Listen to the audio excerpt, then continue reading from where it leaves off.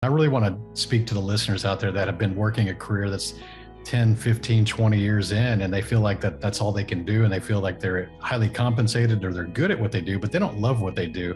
There's something missing. And I get clients all the time that come in that they're in their mid 30s or their early 40s and they're not happy. And we start to look back. Why aren't you happy? You're making all the money. You've got a beautiful house. You've got a family. You've got the car you wanted. Like all these material things and the things that they wanted are existing, but they're not happy. And what it all comes down to, I hate to tell you, is that they're fulfilling the fantasy or the dreams of somebody else in their family, usually one of their parents or a teacher or a mentor to.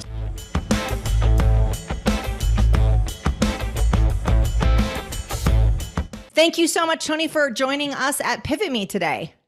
April, thank you for the opportunity, and shout out to our good friend Kim Carr who introduced us. And I can't wait to get to know your audience a little better and give them some value today. Oh, I know you will. I know you will. So my team looked into you, then I looked into you, and just such great information out there. I'd love to, you and I were talking a little bit about formal education. We're just going to get right into it. You and I have the similarity of we both have college degrees. We both put ourselves through college, and that entails working usually numerous jobs, very long hours. It takes us a while to get through college because of that. Not all the entrepreneurs go that direction. Talk to us about why you went to college, like if that's something your parents encouraged you to do, and would you do it all over again? Yeah, that's a good story. My parents, blue collar workers. My mom worked in the public school system as a cafeteria worker. My dad was in the U.S. Marines, Vietnam vet, and after the military, he worked chemical refineries here in Houston. And so I got to see the value of hard work, and I was actually the first one in both sides of my family to go to college. But like you said, I had to go pay for that. So I actually worked construction and waited tables and was a part-time mechanic. And I would do things, odd jobs just to really pay for school. And I was broke and sleep deprived and depressed and stressed out. And, when people look back fondly on their college years, I think you must have had a pretty damn easy life, because that was actually the worst time of my life. I actually had more gray hair. I don't dye my hair. I actually had more gray hair in college because of that. I was just broke and sleep deprived and malnutrition, and it was just always a constant struggle. And that, I don't look back lovingly on those years. That was my 24/7 hustle and grind era of my life. And so, just like most Americans, the reason that you go to get an engineering degree is that you want to go earn six figures. They tell you that the American dream is to go make $100,000 a year. Nobody in my family had ever done that. My mom never did that. And so you can go be a doctor, a lawyer, engineer, or, they give you like 5 different degrees to choose from. I said, well, I love cars. So maybe there's something in engineering I didn't know what engineering was, but everybody's like, man, there's something in engineering that has to do with cars. So that's why I went mechanical. And to be honest, I was very average at math in high school. I made straight A's all the way through school, but classes in high school were pretty easy for me. College kicked my ass. I actually had to learn how to study, and I actually had to become good at math and chemistry. I see that you got the degree in that background. Organic chemistry kicked my ass. God, the little models that you'd have to manipulate. That was my worst class, organic chemistry. Why do they have that? That's like the biggest weed out course for engineers. Like, why do engineers need that? Let's be real. Doesn't make sense. We don't need it. And so, so college, that's why I went to school. And it did create a six-figure, actually created a multiple six-figure corporate income in my career. But again, it takes 20 years to go make hopefully $200,000 with an engineering degree. You can get to 100 pretty quick in mechanical, especially oil and gas. You can get there in the first 5 years. Wow. But then you're like on that plateau forever until you start getting right under executive level. And then you start to get in the high 100s, and then you cross 200, about the 20-year mark. And so I actually started my first business at age 28 because I had graduated school at 28, and I had really about 7 years of applicable experience in working in chemical refineries. I was project engineer, I was a laborer, I did all these things, I welded. So I had a lot of practical knowledge versus the people who were graduating at that same age. And I was able to advance okay, but I started hitting these ceilings that are created by society. You're too young to be a project manager. No one's in their 20s that can manage millions of dollars. And they start telling you that you got to wait your turn or you pay your dues. And you start looking at your supervisor and your supervisor's supervisor, and you start looking at how long it's going to take to get to that cubicle and maybe that next bigger cubicle. Okay, this one's 3 years away. Next one's 10 years away. Like, oh my gosh. So I really got tired of being told to wait my turn and pay my dues. And I know that some of your younger listeners will probably relate to that. Mhm. And so I started looking for external ways to go be creative and make decisions and take some risks and learn some new skills. And that's why I started my first business. I was 28. I was a single father at the time, had a infant son, and I was actually still in that depressive cycle. I just come off of a 1 year downturn in the industry. I was laid off. I was living off credit cards. I had my apartment and my son's mother's apartment to pay for, and I was just spiraling out of control. Like I felt like my life was kind of out of control. And starting that first business was kind of like a gleaming beacon of light of just something to give me some hope, a creative outlet. And that's what I really needed to break my routine. Wow. So you started the business on the heel of all these downturns, the layoff, the credit card debt, the depressive episode, and this is when you decide to start a business. Absolutely. I needed something. What I've even come to learn, even in my 40s now, is that I need to do something productive. And if it's just something that's a routine, I can't do well. I feel like I'm not contributing or not pushing myself hard enough. Mm-hmm. So I'm always looking. And if I look back at my historical things, it was always that I had a downturn and then I did something creative. I made something, or I wrote a book, or I launched a podcast, or I reinvented myself, or went another career path, or whatever it is. It's just, I have to do something creative. Is it because the downturn is the catalyst for the creativity, or is it because you're actually meant to do creative work and the downturn just highlights that?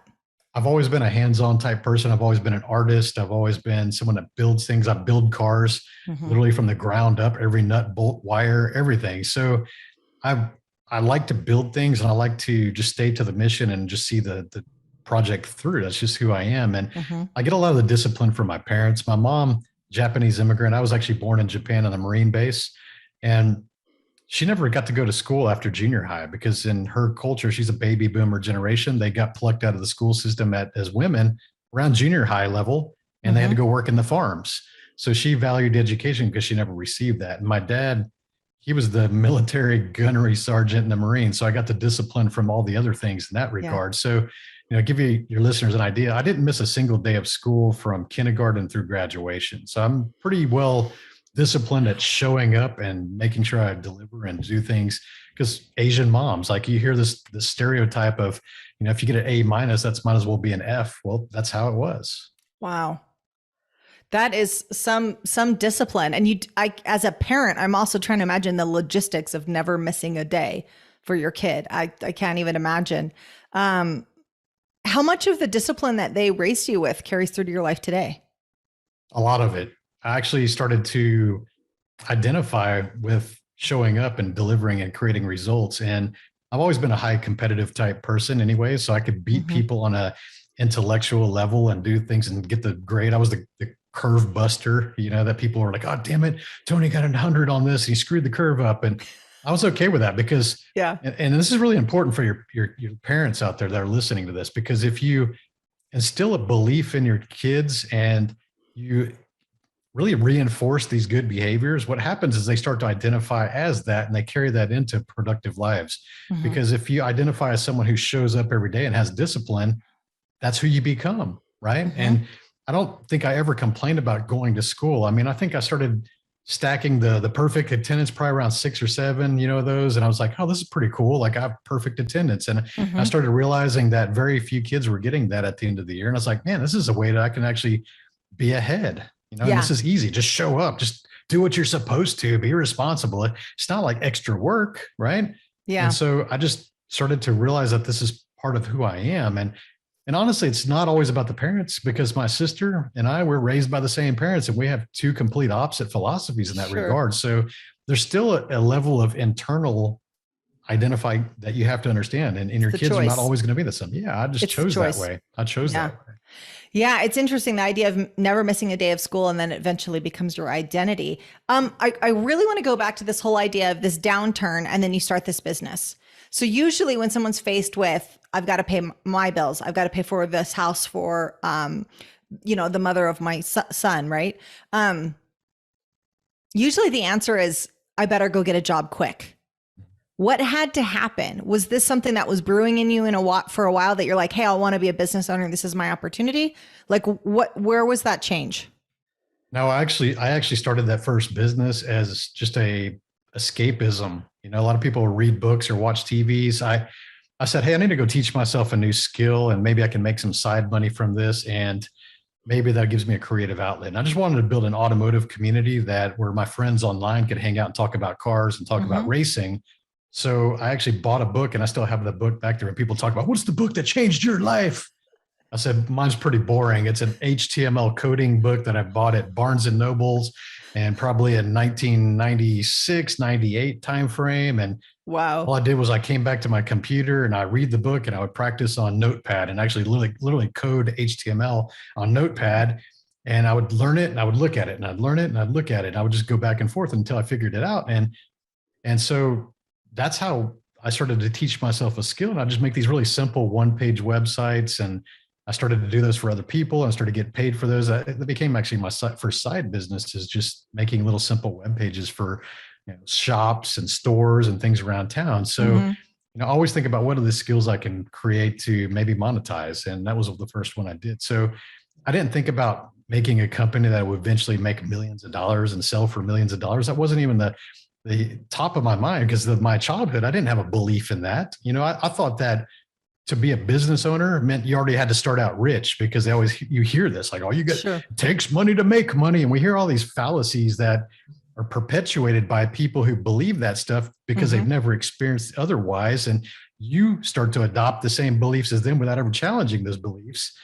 And it gets screwed up in your mind. And I remember like being a kid thinking, man, that'd be cool to own a business owner. But when I was a kid, it meant that you had to have a brick and mortar location on Main Street with your last name on the window, like Whatley's Plumbing or Whatley's Garage. And I was like, man, that's going to take a lot of money to have the business. But with the internet, it kind of dissolved all of those beliefs. Like, wow, the entire world could be my customer base. Is that really? No way. And it completely compressed the time frame too. Tony, when did you realize that you had a real business? So I understand this mental leap that has to happen. So you start this out as a passion project. Like, I really love this. And now it's going to be this place where friends can come and talk about cars and racing and things they love. When did you go, oh shit, there's something here. I've got something real here. It was less than a year. I would say that probably by month 10, we were making about $10,000 profit. And that was more than my salary at the time. And I said, this is kind of a business. I may have to go do something, then put it in my bank account every month. And so I didn't know all entrepreneurship stuff. I didn't know what LLCs and S Corps were. I didn't understand all that. I just said, well, let me get on a search. It's probably Yahoo at the time. I don't even think Google was a thing. And I said, where am I going to do this? Like, what is this? And I just figured it out. I just kind of just followed the steps, looked at blogs back then and read some books. And it's like, okay, cool. And the reason I want to point that out is because a lot of times people focus too much on trying to arm themselves with a bunch of knowledge before they get started. And you and I both know that this could last decades before someone actually takes that first step towards their first checking account or their first LLC or even a DBA. I mean, you could literally go create a business in one day if you put your mind to it. Like one day now, especially with all the online. Back then, we had to go to the local county office and file it. Paperwork and then wait and get it stamped, get it notarized. Yeah. Who's the notary? Who has the stamp? So crazy. So easy now. So easy now. So I always want to illustrate that point that I didn't plan on making millions of dollars and I didn't plan on being a business owner. It just sort of happened. And this is important because every successful business owner that I've ever known, and I know a lot of them, I have 4,000 of them in my community. They just started. They just looked at something that was missing, they needed, or something that annoyed them about life. And they said, what if I can create a solution or a product that solves that annoyance in my life, or I can do it better than what's existing? It's really simple, because everybody thinks that if you want to be a business owner, you got to be an inventor for some reason. They think that you got to be Elon Musk and go invent something. And it's not true, because 99% of the businesses out there are just better versions of something that already existed. They're just looking at what other people are not doing well. And they say, hey, we can just improve that 5%. And we got an actual viable business model. So don't think that you're an inventor. Don't think that you need to have all the answers. Literally just go buy a domain name, go create a business checking account, go create a DBA until you understand what an LLC or an S Corp is. That way you can start reporting your taxes and get a PayPal or a Stripe account. These are like things you could do in one day. And literally you will have a business in one day. One of the clients I work with, she kept procrastinating on filing her business.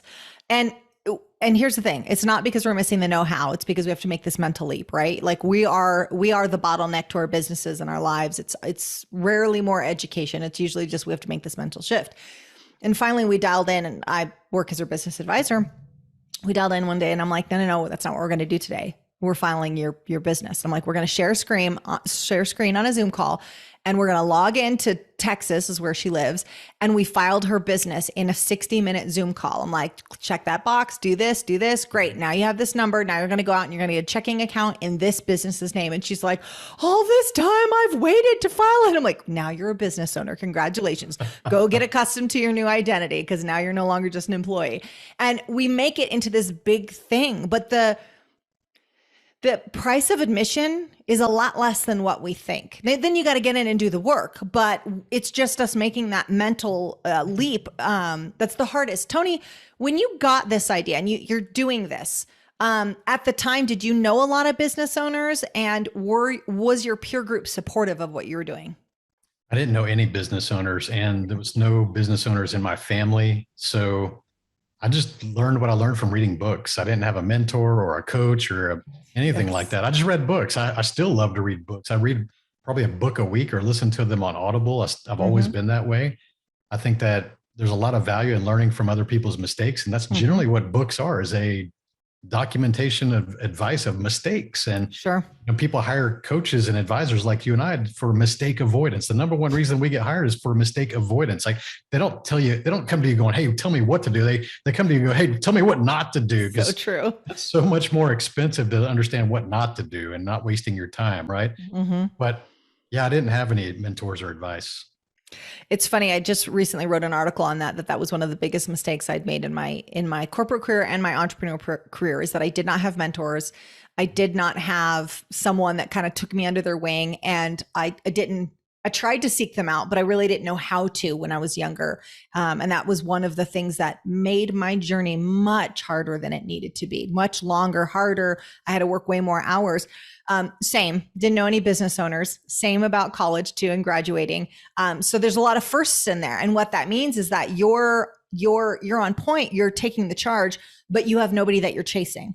And the best that I had was books. I was chasing John Maxwell. I was chasing Robert Kiyosaki. I was chasing whoever, Tony Robbins, Les Brown. Those were the people that I was chasing, Jim Collins, but I didn't actually know those people. And so you didn't know anyone who was doing this. I'm sure you had to have pressure of like, no, just go get a job. Like, stop spending your time doing this. You need to do the safe, secure job route. How did you get past that? I didn't. I stopped working in 2015. And the thing is that when you go through the hardships of paying for your degree, and you're the first one in your family, and you don't want to let the family down, and you're successful in the eyes of your friends and your family, because I've always been like the successful one of my friend circle, right? You carry a lot of pressure on your back. And I really want to speak to the listeners out there that have been working a career that's 10, 15, 20 years in, and they feel like that's all they can do. And they feel like they're highly compensated or they're good at what they do, but they don't love what they do. There's something missing. And I get clients all the time that come in that they're in their mid 30s or their early 40s, and they're not happy. And we start to look back. Why aren't you happy? You're making all the money. You've got a beautiful house. You've got a family. You've got the car you wanted. Like all these material things and the things that they wanted are existing, but they're not happy. And what it all comes down to, I hate to tell you, is that they're fulfilling the fantasy or the dreams of somebody else in their family. Usually one of their parents or a teacher or a mentor that said, hey, you should be a lawyer because lawyers make six figures. And you go, okay, I guess I'll go be a lawyer. And you go through the school and you spend 6 years in school, then you get your degree and it's expensive and you finally paid on your loans and you're highly compensated and you get 10, 20 years of experience. And it's hard to walk away from that because what am I going to do? All I know is this. Right. So it is pure handcuffs. And when you start to realize like, this was never my dream, because I want the listeners to think about this. Like when you were a kid, when you're in kindergarten and someone said, hey, Billy, what do you want to be when you grow up? Nobody didn't say middle manager. Nobody said engineer. Nobody said lawyer. Sure. Maybe doctors, because they can be perceived as social heroes, or firemen, or for me, it was race car driver, stuntman, or fighter jet pilot, right? Like cool stuff. Like, Seems cool. Like super cool stuff. Like I'm an adrenaline junkie. So those things I gravitate towards. But so ask yourself, are the career that you're in, or is this something that you really, really had passion for? Or was it something that you pursued because it was a recommendation or a suggestion? Mm-hmm. So now you're like, damn it, Tony, you're telling me this stuff and it's hurting me. Yeah. Right. So yeah, it was hard to walk away. And even after selling my company in 2007 and going on to start other companies and doing really well, my mom doesn't understand entrepreneurship, and I understand where her perspective comes from. Sure. And to this day, she'll still ask me if I'm looking for a job, right? Tony, are you going to use your degree? I hate to see your engineering degree not get used. And I'm like, Mom, I'm okay, man. It's like if I ever have to start asking you for money, then you should probably inquire about my career. Because if I tell her business owner, or that I'm coaching people, or that I'm having live events, once in a while she'll look over my dad's shoulder while looking at Facebook and see the stuff I'm doing. But she doesn't understand it. She doesn't understand, how does that make money? Like, how does making videos and this podcast thing and this coaching thing, how does that make money? Right. And, I make more in a weekend than she make her entire year in her career, but she doesn't understand that. So I understand her perspective, but we have these external influences, like you said, trying to push us back into the box that they defined for us. Mm-hmm. And one, I'll add to that list. I love what you just said about the thing that you're doing, and is it really fulfilling you? And if you kind of have this gnawing sensation, a lot of times it's because what you're doing is pursuing something that you're not really passionate about. It may be someone else's dream. I'll add one more thing in there, or an older version of you's dream. Like, you wanted this at one point, you wanted to be whatever it is, a singer, and choose the career, but then you changed, but you didn't give yourself permission to change everything else. So I love it. Now I want to pursue this other thing, and it's been bugging me for a while, but man, I spent so much time in my education. It's funny. I shared a bit ago, there was an article that was written on this guy that became a lawyer, and he was giving advice to another lawyer, this new lawyer. And she said, if you could share some advice. And he said, well, yes. He said, so I became, I studied and I got all of this debt and I passed the bar. And he said, I went to work one day and I realized I absolutely hated being a lawyer. And I told my parents and I told my friends, and I was like, this is terrible. This is not me. I hate it. And they said, you just spent all this money and all this time, and you got to give it a try. And he said, so I spent 50 years being a lawyer and I hated every single day of it. And he said, and I could have just spent one. And that just pains you, doesn't it? And people won't understand when we make these changes, and that's okay. And understand where they're coming from. Your mom doesn't understand how you make money, and that's okay. I had another guest on that. He said, my mom keeps saying he missed like 2 or 3 classes for his degree, which is in like pharmacology. And he's very much a businessman. And he said, and every time I talk to her, she's like, when are you going back to school? He's like, Mom, I make tens of millions of dollars a year. I don't need those 3 classes. Well, I just think you should have an education. Understand where it comes from. Yeah. Understand how they were raised. And to your point, your mom had a very unique situation. Of course, she's going to highly value education. But we still have to make the choice that makes sense for us, even though we might have these external influences nudging us in one way or another.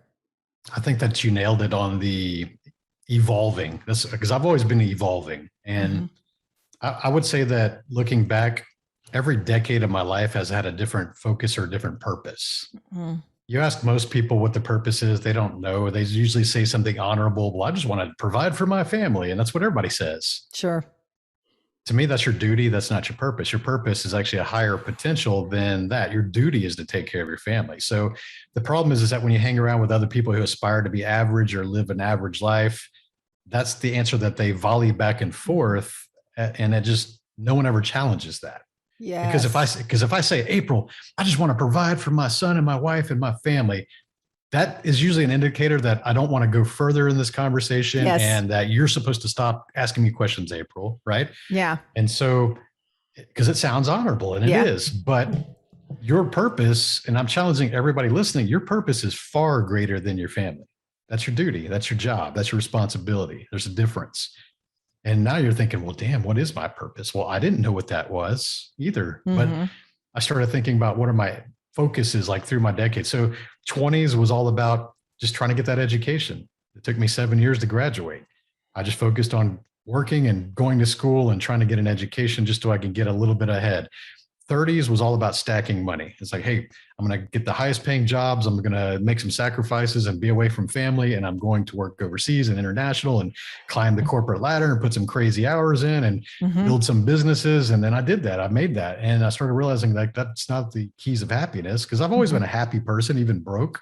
But I realized that just having nicer things doesn't make me happier. It just means I have nicer things. And so in 40s, I started thinking about, is this really what I'm going to do for the rest of my life? Like, I don't really want to just stack money and do crazy things and sacrifice all this time, freedom, and working for corporate. And as we start to climb higher in corporate, we start to be more locked down. Most people think you get more freedom. No, they just pay you more. Now you got more responsibilities. And now your phone and your emails and more go off access all to the you. time. Yes. Yeah, all the time. 24/7.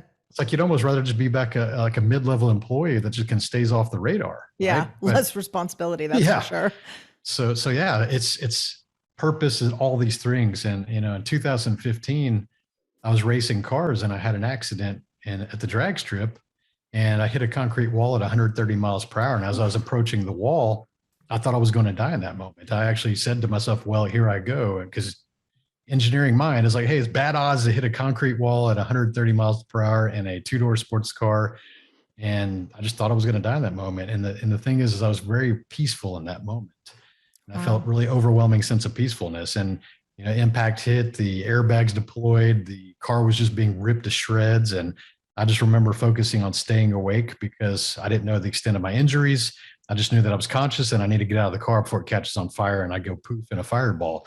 So the car's sliding and it's dark and I hear all the racket going on. And I just remember just closing my eyes, just thinking like, when this thing comes to a rest, I'm going to get out of the car. And it did. And I got out of the car and there's wheels off of the car. Every panel in this car is destroyed. It's smashed into the front all the way up to the windshield. And the paramedic, I could hear it approaching from the far end of the track. And I hear my friends sprinting up the track and like everybody getting to the scene. And they put me in the back of the ambulance, and paramedic goes, takes my shirt off and is looking around, asking me questions, asking me if things hurt and things like that. And at the end, she says, like, "Can I tell you something unusual?" And I was thinking, oh, great.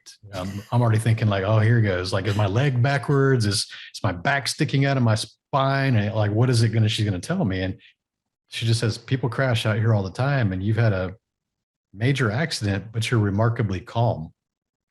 She's your heart rate's calm. Your blood pressure, everything. You don't have the adrenaline shakes. Like, you don't have any signs of like, you're remarkably calm. And she goes, I've not seen that before. And that's why she was asking me questions to see if I had a concussion. And I was answering clearly. Because it's concerning. It's freaking her out. and I said, I am calm. And I'm sitting in the back of this ambulance looking at the wreckage. And I'm thinking to myself, what if I would have died? Like, looking at that car, like, how come I'm still here? Why am I still here? And then I started to gravitate towards, how would I have been remembered if I would have been dead right now? How would I have been remembered? What would they say about me? And man, that if you want to get punched in the gut right now as a listener, just ask yourself that. If you were to drop dead right now, because no minute is guaranteed, how would you be remembered today?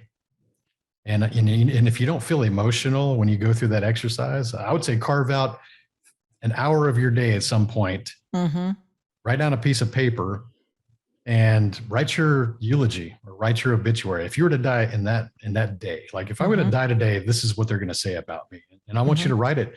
And if you want to make it even more powerful, write that from the perspective of your spouse, yes, your children, your friends. Like, what would they say? And then you need to really ask yourself, is that enough? Is that really enough?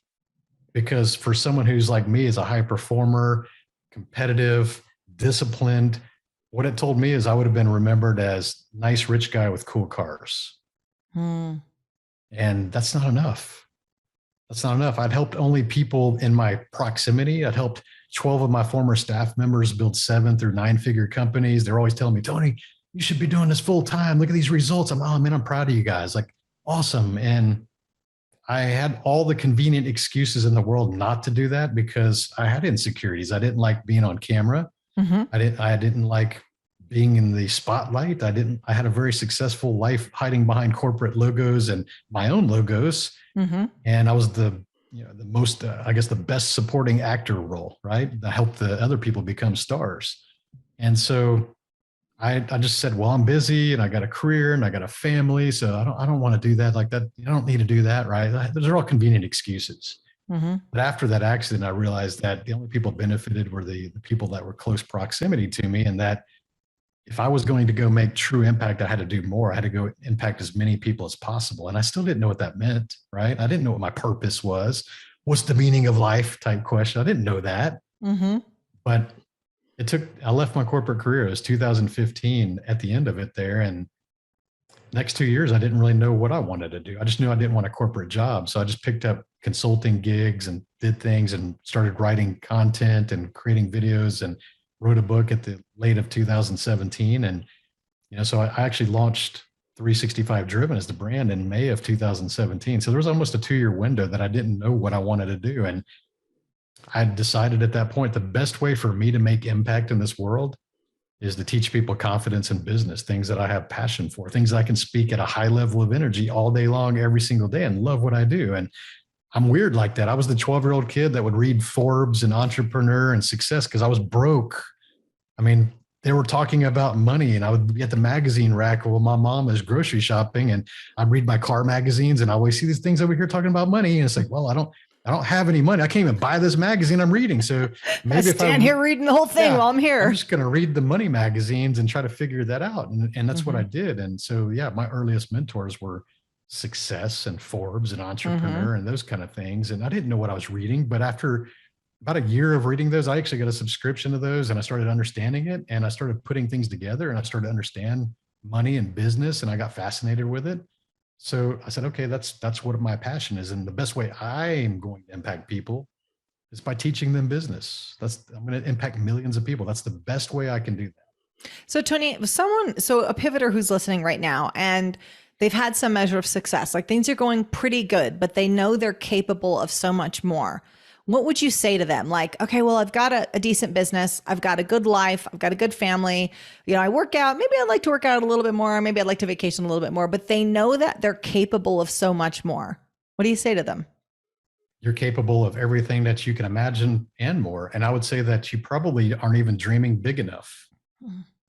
I think that a lot of times, even myself as an example, when I wrote the book, it's called Side Hustle Millionaire, and it's how to start and build your first business. Very basic book for people that are working and that want to build a side business. So that could be something that builds financial freedom. But even when I wrote that book, I'll give you 2 stories that I had imposter syndrome, because I know you like the mindset, right? I do. We love imposter syndrome stories too. So give it to us, Tony. I wrote the manuscript with the title The Hustle, not Side Hustle Millionaire. It was The Hustle. And because it's a buzzword, and I used to be a collegiate 9-ball champion and billiards. So it was kind of a play on words, because I kind of like those things. And so I give it to the editor, and he's reading it, and he gets halfway through it, and he's like, man, this book's really good. Thank you. And he goes, we got to do something about this title. This is garbage. The Hustle. Yeah. And I was like, well, Mike, what do you think I should name this? And he's like, you're the Side Hustle Millionaire. And even then, when I heard that, I was like, it's kind of arrogant. It's kind of pompous. Like, I had all the negative connotations around that, because I had a very private life. Right. And he says, okay, let's look at those 2 words. Which of those do you disagree with? Did you not build a company as a side business that made millions and you sold for millions? It's like, okay, that's true. He goes, so which of these words do you disagree with? And I'm like, neither of them. And he's like, well, I think that's who you are. And that's going to be a book title that grabs more attention.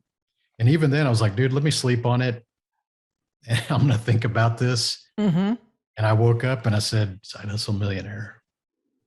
It's like, there's a calling there. I'm not comfortable with that title, but I need to become that character.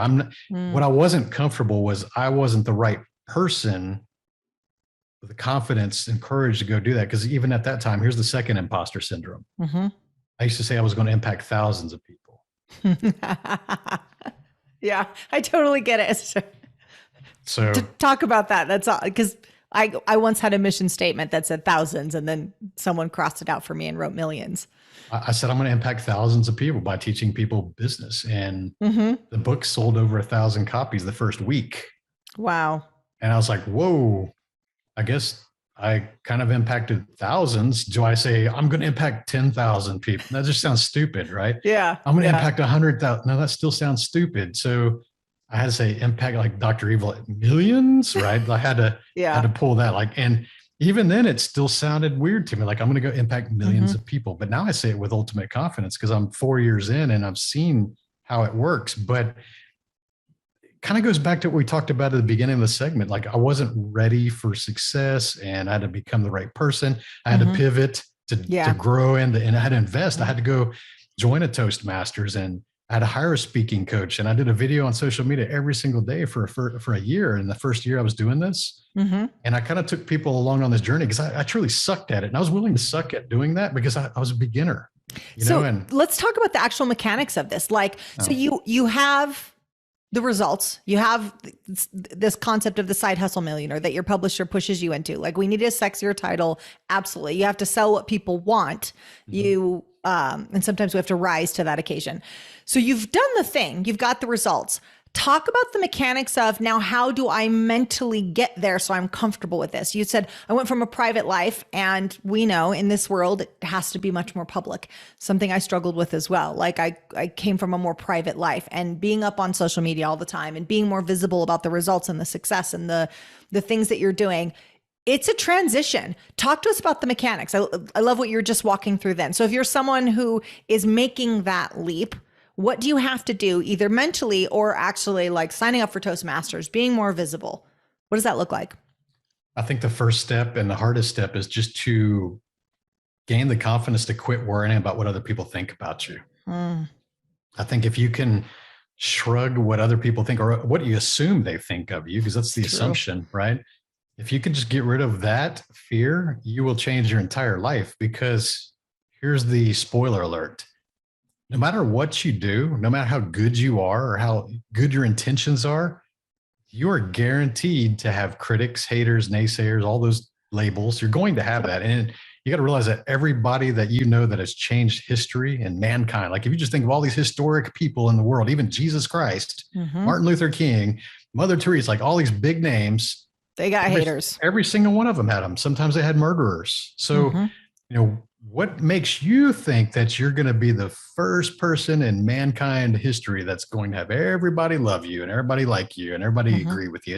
It's impossible. So when you understand that, you go, okay, no matter how good I am or how good my intentions are, I'm going to have critics. And I actually say it that if you don't have critics, you don't have naysayers or haters, what it really means is you're obscure. Because some people will actually pat themselves on the back. Well, everybody likes me and nobody hates me and I have no critics, so I'm very special. Like, no, you're not doing anything worth noticing. Nobody knows you. You're obscure. Or you're placating everybody. And that change doesn't come from that. Yes. So you can go into hiding. Like you and I could both go move into a cave and just separate ourselves from social media. And we won't have any haters. Nobody hates me, but I'm not impacting people either. Exactly. So think of it as part of the game. You're going to have 1 to 5% of the people that come across you. Because think about this, like you as a human, there's people you don't like either. You just meet people and sometimes they have the wrong vibe, or sometimes your dog, you can even have a dog. Like pets are really good at this sense. Like how many times you've been at a house party and a dinner party and there's a family pet and it's real social and it's happy and it's wagging its tail and enjoying everybody. And then somebody walks in the front door on the other side of the room and that dog's like, dog's never seen that person before, but it senses like that's a bad human or something's wrong with something's off about that. So we have that sixth sense that we just kind of dumb it down. It's called a gut feel, right? We all have that. I think women actually have it more than men, but we don't trust it because like, oh, we'll just give everybody the benefit of the doubt. And it's just, so understand that you're going to have people that dislike you just because you have to dislike people yourself. It just happens. So how do you transition from that? Well, you realize that, hey, if I got a purpose, I need to put my purpose ahead of my fear.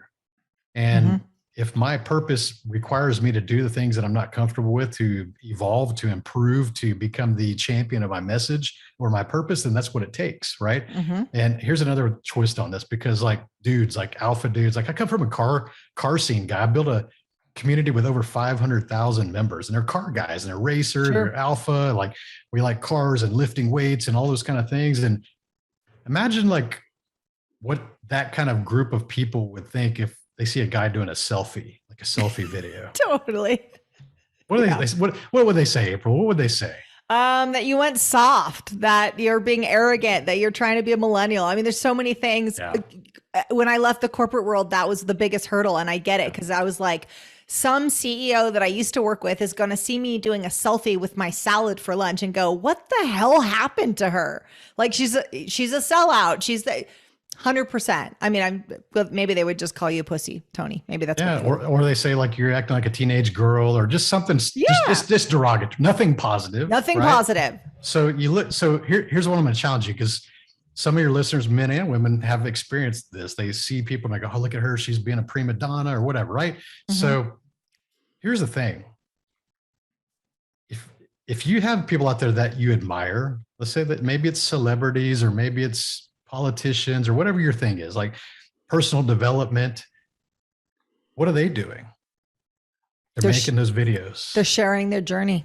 And that's how you inspire. They're making those videos. Like even like my mentors, like Ed Milet and Andy Frisella, those are my mentors, and they're alpha jack dudes and highly successful. What are they doing? They're Ed doing Milet selfies. Does so much vulnerability though. He's like, he's the alpha guy, but then he's like feelings. Yeah. Ed Lewis. I mean, we both are in Lewis's group. It's what are they doing? If they're making impact, they're getting their message out.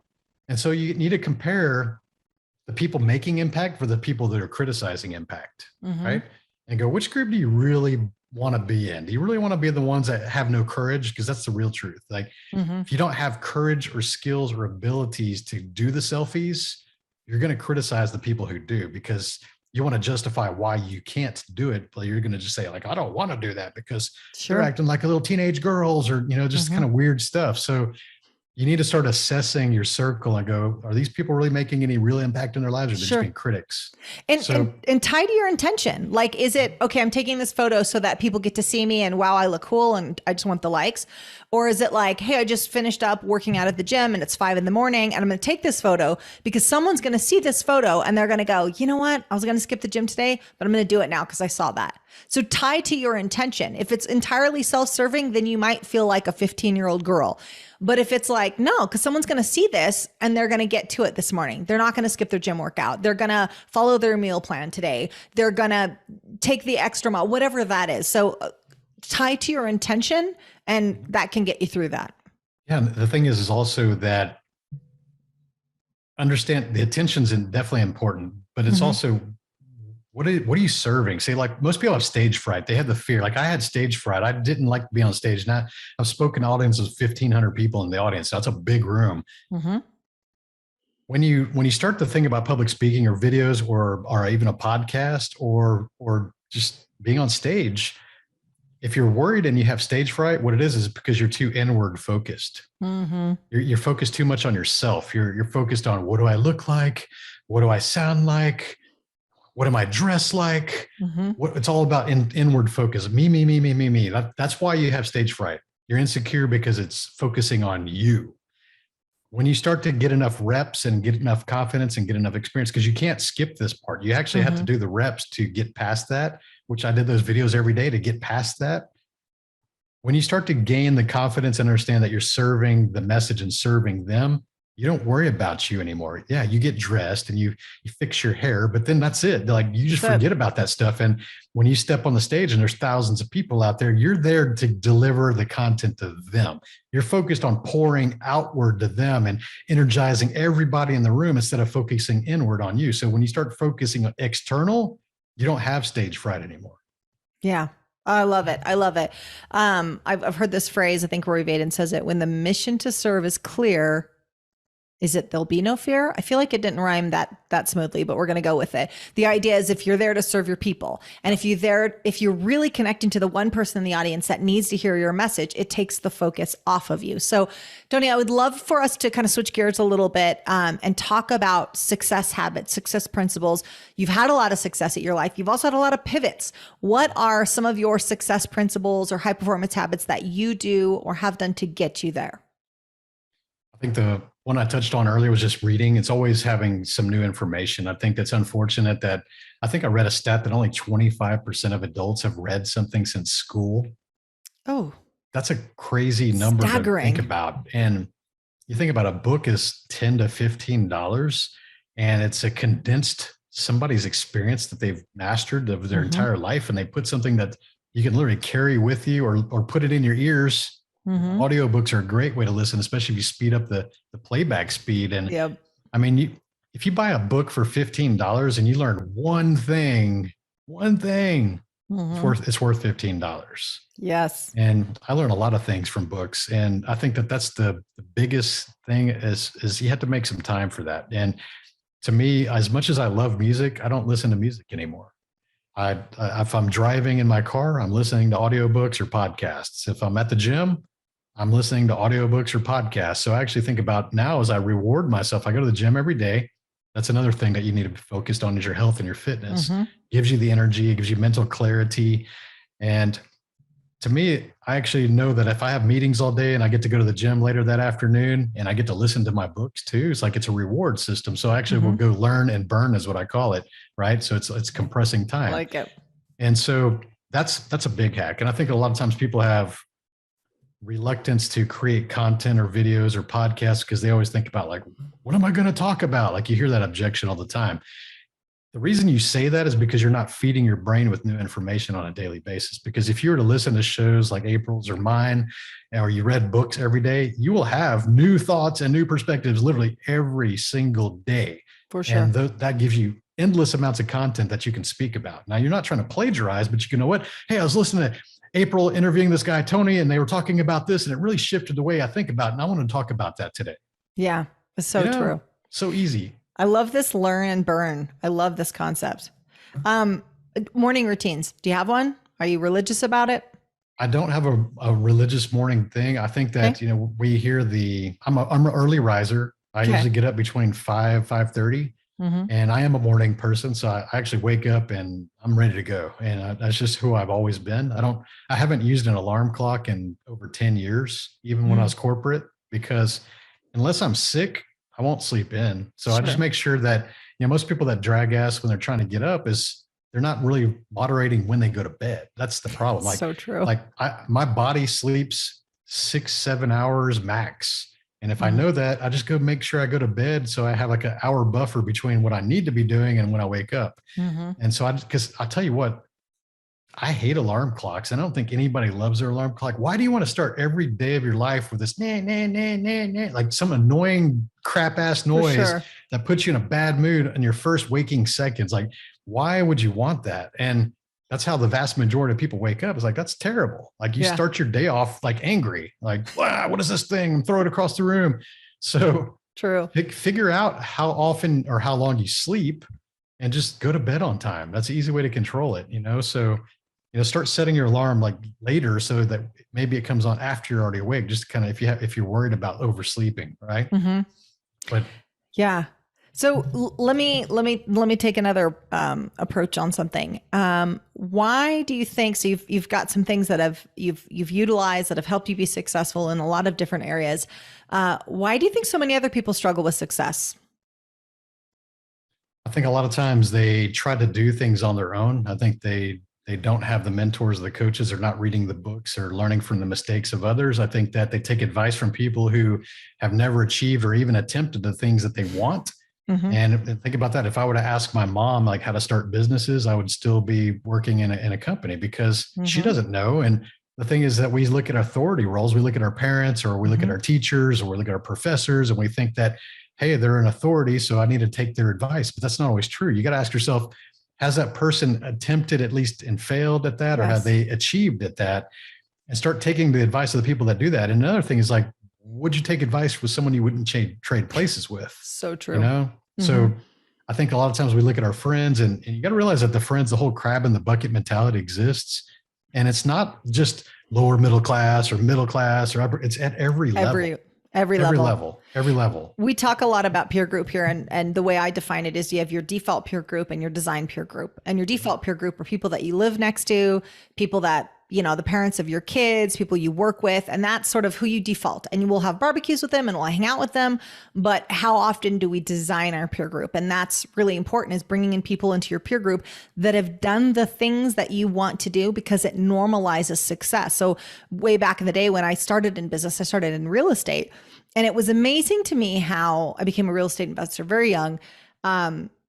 how many people gave me real estate advice that did not own real estate, right? And they're the ones that are the most prolific in their advice. And it took me a while to realize that, the cousin or the uncle or someone that's actually never even bought a house, bought a rental property, certainly not that, they're not the person to take advice from. And I didn't know anybody. I knew no real estate investors. You have to go out and find the people that have succeeded in the thing.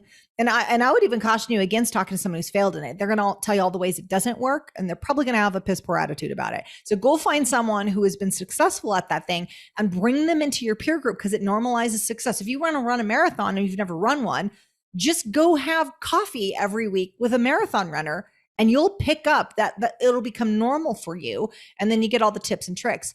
But one of the biggest benefits is it just normalizes success in the thing that you want to get after. Yeah. As a car guy, I'm big on acceleration. And the thing is, if you don't have money, you better have time, because it's going to take time for you to learn the things. And if you do have money and you can afford it, go hire that coach, go hire that advisor, go hire the specialist that knows that specific thing that you want to achieve.